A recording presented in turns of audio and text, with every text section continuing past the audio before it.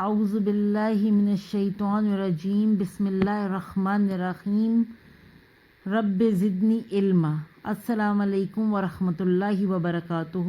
جیسا کہ آپ کو پتہ ہے کہ ہم پڑھ رہے ہیں اقرا قاعدہ، تو اس میں ہم سب سے پہلے پڑھ رہے ہیں مفرد حروف بالترتیب۔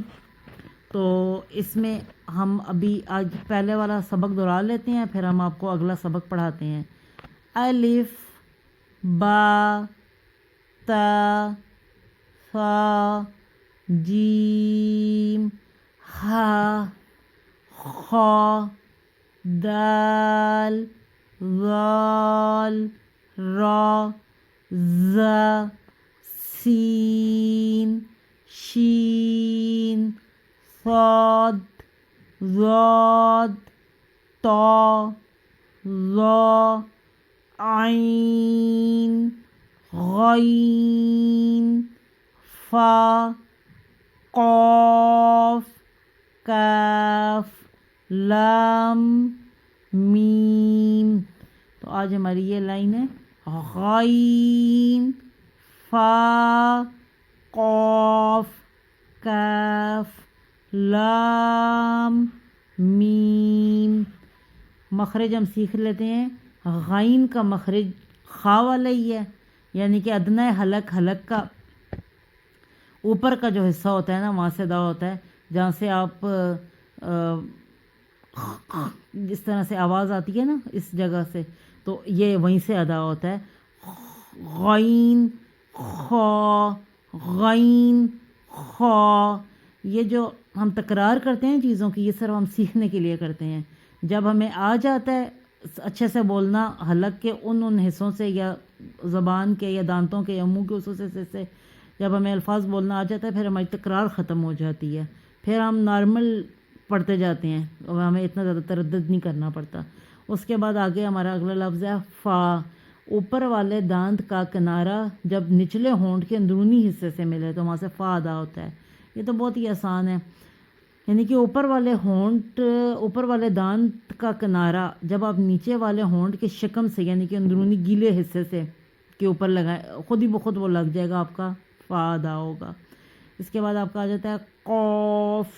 زبان کی جڑ جب لاحت کہتے ہیں جہاں پہ وہ ایک گوشت کا ٹکڑا لٹک رہا ہے، اس کو کوا بھی کہتے ہیں اور اس کو لاحت بھی کہتے ہیں، کہ قریب سے اس کے بالمقابل اوپر نرم تالو سے لگے تو وہاں سے قاف ادا ہوتا ہے۔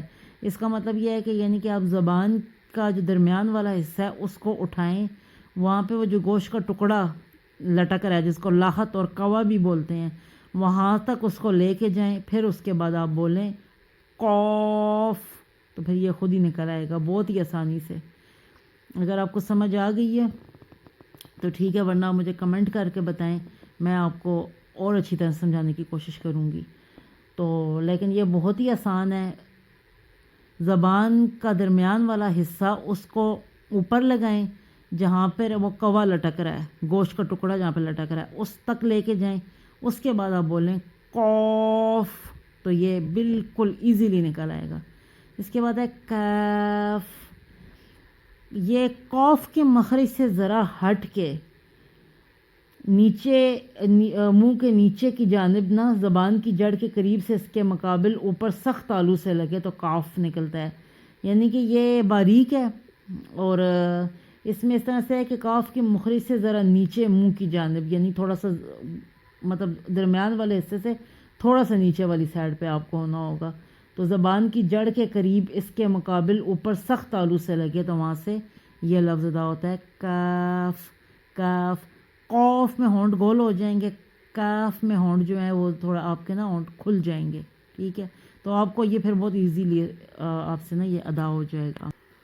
اس کے بعد ہمارا اگلا لفظ آ جاتا ہے جی لام۔ زبان کا کنارہ جب سامنے اوپر کے دانت کے ساتھ بائیں یا دائیں جانب والے مسوڑوں سے لگے تو یہ حرف ادا ہوتا ہے، یعنی کہ زبان کا کنارہ اس کو پکڑیں سامنے والے دانت کے ساتھ، یعنی کہ اس کے جو ساتھ والے دانت ہیں نا، بائیں یا دائیں جانب جدھر بھی آپ کی زیریں زبان مسوڑوں کے ساتھ لگتی ہے وہاں سے یہ حرف ادا ہوگا لام، لام، لام، یعنی کہ سیدھا لام، سامنے نہیں، تھوڑا سا سامنے والے دانت کے 7 والے دانتوں کے ساتھ جب آپ کی لگے گی تو وہاں سے آپ کا ادا ہوگا لام. اس کے بعد ہے میم. ہونٹ کے بیرونی خشکی والے حصے کے ملنے سے ادا ہوتا ہے. پہلے دیکھیں با تھا، یہ ہونٹوں کی اندرونی تری والے حصے سے ادا ہوتا ہے. با اندرونی حصے سے، جبکہ میم اسی طرح سے ہونٹ کے بیرونی حصے سے ادا ہوتا ہے. میم میم. ٹھیک ہے، تو آج کے لیے اتنا ہی. ایک دفعہ ہم ان کو دوبارہ پڑھ لیتے ہیں. الف با تا ثا جیم ہا خا دال ذال را زا سین شین صاد ضاد طا ظا عین غین فا قاف کاف لام میم.